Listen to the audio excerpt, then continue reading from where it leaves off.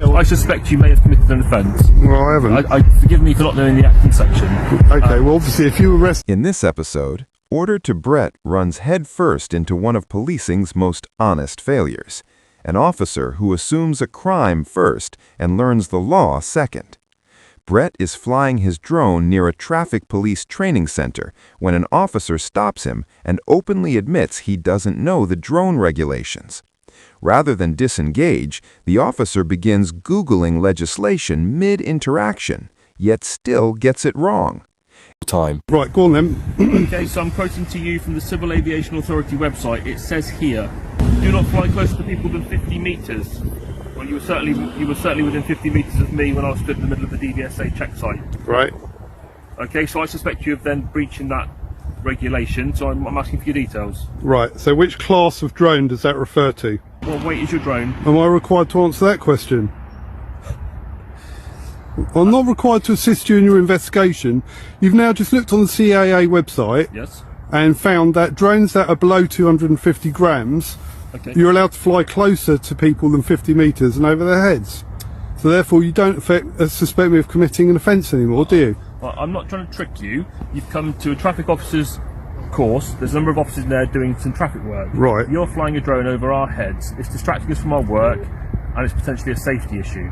So I've come out to discuss that with you. Right. And the first thing you want to do is to film me and refuse to give you any details. The first thing you want to do is accuse me of committing an offence and start making up laws and saying that I have to give you my details when you know I don't. The officer lifts a single line from a CAA webpage and treats it as if it were universal law, and that's the fundamental error.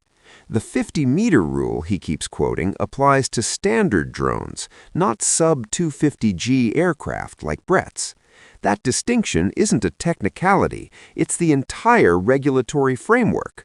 Sub-250G drones are regulated differently precisely because they present a lower risk. The claim that Brett is distracting officers is even flimsier. Distraction isn't a legal standard, it's a subjective feeling. There is no power to demand someone's detail. I asked you, you said no. Yep. You then asked me quite understandably, do I have to? I've said, I suspect you may have committed an offence. You said, what offence? So I'm now looking at, if you want specific action section, then I'll do what I can to try and find out for you. Well, do you want me to help you out with that? I'm not committing an offence. Okay, because what's your understanding of... Because you've just read the rules out and I'm within those rules. The weight of your drone? Well, I'm telling you that it is within the rules. You saw how small it was. So unless you reasonably suspect that it's heavier than that... Okay, keep at least 150 metres away from residential, commercial and industrial... What class of drone's that? Well, I'm telling you, it's ones that are above 250 grams. The one I've got, you're allowed to fly wherever you like. Let me rephrase it, because you sound like you know some of it. I do. What's the understanding of the regulations for flying your drone? What do you believe it is? Well, I'm allowed to fly my drone over there. Unless you've got specific agreements with the Civil Aviation Authority to say that I'm not allowed to fly my drone over there. Brett is absolutely right to hold the officer to account here. The officer openly admits he doesn't know the drone's weight, yet still attempts to apply the stricter regulatory regime as if it automatically applies. That's a complete reversal of how the law works. The burden is not on Brett to disprove a heavier classification. It's on the officer to have reasonable grounds to believe the drone falls outside the sub-250G category, and he has none.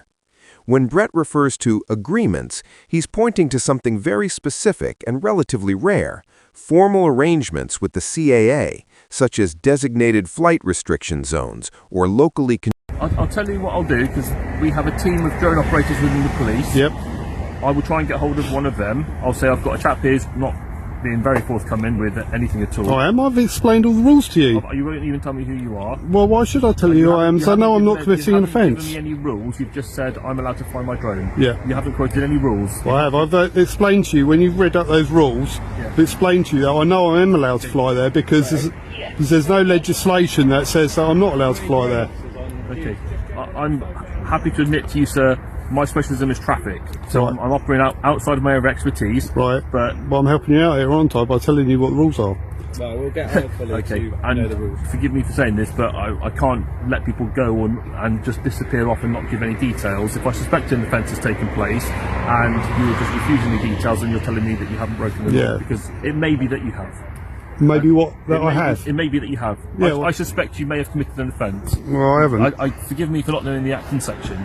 Okay, well, obviously, if you arrested me for failing to give you my details when I know I haven't committed an offence. He openly admits he doesn't know the drone laws, doesn't know the legislation, and can't even identify the relevant section, yet still insists he's entitled to Brett's personal details because an offense might have occurred. That's not how lawful suspicion works. Authority can't be reverse-engineered by guessing something could be wrong and hoping the law catches up later. An officer either has a clear legal power to require details, or he doesn't. Admitting ignorance of the very law being relied upon while still demanding compliance. Well, it's quite an interesting site, and I want to film it. I know that I'm within the law to do that, and I'm quite entitled to do it. And You've come out here threatening me that if I don't give you my details, I could be arrested. I never said that. Well, that is the case, though, isn't it? You say you suspected me of... I've never threatened. The first person to mention arrest was you. No, you said that you suspect I might have committed an offence, so therefore I have to give you my details. Now, if you suspect I've committed an offence and I won't give you my details, what's your next course of action? Well, I'm going to get some advice. I've then said, arrest, I'll be honest with you, sir. You're speaking to a traffic officer about something to do with drones. It's outside my area of expertise. You've looked on the CAA website. I've explained the rules to you. I've shown you that it's a 249 gram drone. So now you know I'm not doing anything wrong, perfectly within the rules, so I can take off again and carry on with what I was doing, can't I? It's distracting me from my work. It's distracting colleagues. They're looking up at what might be buzzing, what's buzzing just above their heads, whilst they're trying to work around 13-ton cranes, which may suddenly move or have a defect. So I'm not trying to be awkward. I just want my colleagues to be safe. I want me to be safe. But I just think it's important that if we're allowed to do something, the public, we should be able to do it, and we shouldn't be able to have like stormtroopers coming out telling us that we're not allowed to do it. Do you think I'm a stormtrooper? Well, I'm just saying, you know, you guys, the way you're dressed, you know, with stab vests, and you're kind of like your badges. Sorry. I have to identify myself as a police officer, otherwise... Yeah, but what's this? That's not part of the uniform, is it? It's to explain which team I work on. I'm part of the notes use team.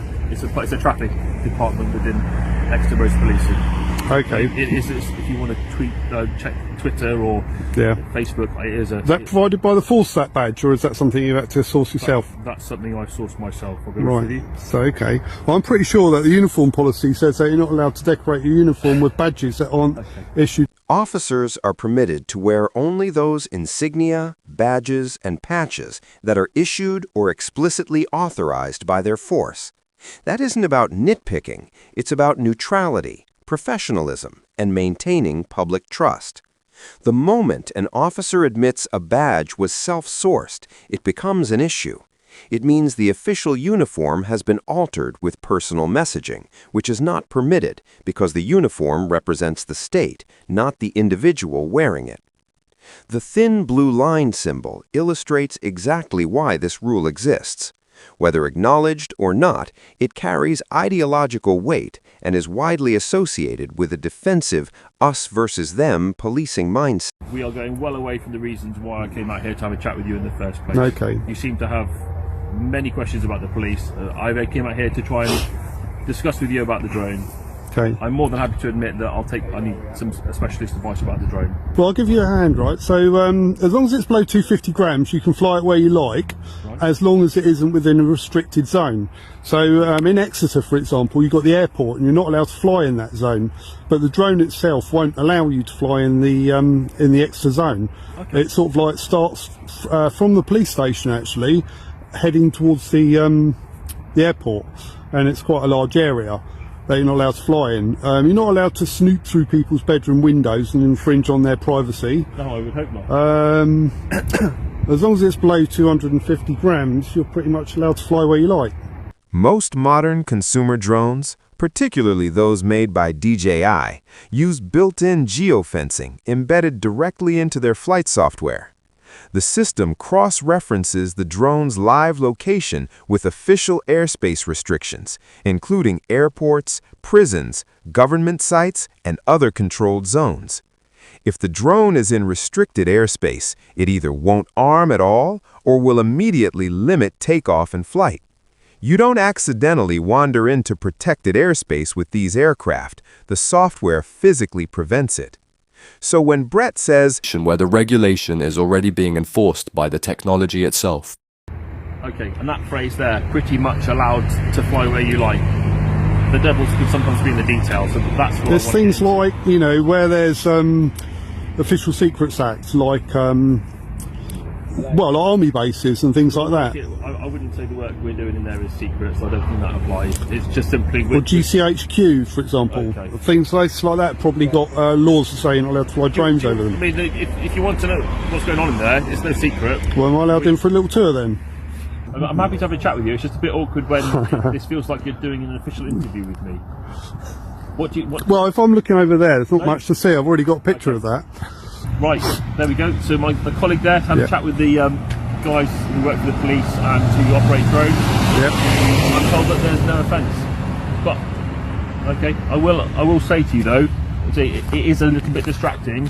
Yeah. And sort of purely on a safety point of view, if you could avoid going over people who might be doing work that might require them a level of concentration.